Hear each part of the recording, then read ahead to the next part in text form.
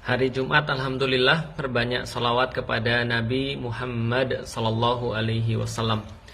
Ada yang bilang Nabi itu kan orangnya lembut, orangnya pemaaf, orangnya tidak mudah tersinggungan.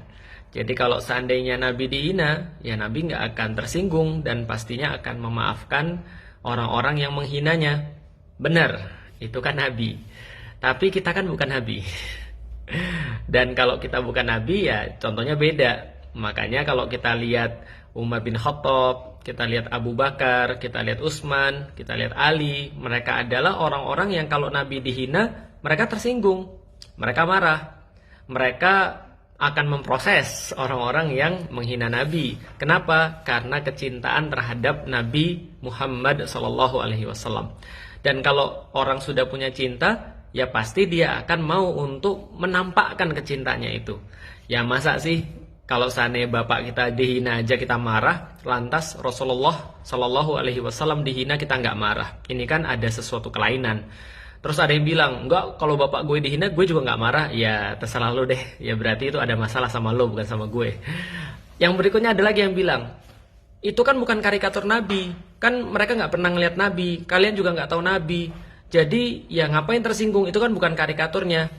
Gini deh, coba nanti besok kalau misalnya kita punya teman ya, kita kasih teman kita gambar cabai, lalu bilang ini anunya bapakmu ya.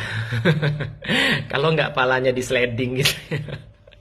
Kenapa? Ya karena penghinaan itu ya nggak harus pakai gambar asli. Lagian kalau seandainya itu gambar asli ya nggak ada masalah gitu loh maksudnya. Tapi kan justru karena tidak ada satupun yang bisa menyamai Rasulullah, justru itulah kemudian ketika digambarkan, apalagi digambarkannya dengan yang sangat ekstrim gitu ya, dengan sangat menjijikkan, dengan sangat misframing itu, maka ini menjadi masalah besar. Makanya kita harus tahu jangan sampai kita ikut-ikutan. Tapi ya memang inilah yang namanya Allah, cara Allah menunjukkan kepada kaum muslim. Jadi ada orang-orang ketika ketua partainya dihina, ketika pemimpinnya disindir, ketika kemudian ya taruhlah atasannya dikritik gitu ya, itu langsung ngamuk sengamuk-ngamuknya. Bahkan sampai ngelapor polisi, bahkan sampai wah segala macam lah dilakukan. Tapi ketika Rasulullah Shallallahu Alaihi Wasallam dihina, mereka mencari-cari alasan. Intinya adalah kita tidak boleh marah, kita tidak boleh boykot dan segala macamnya. Boykot tidak menyelesaikan masalah dan seterusnya. Betul, boykot nggak menyelesaikan masalah.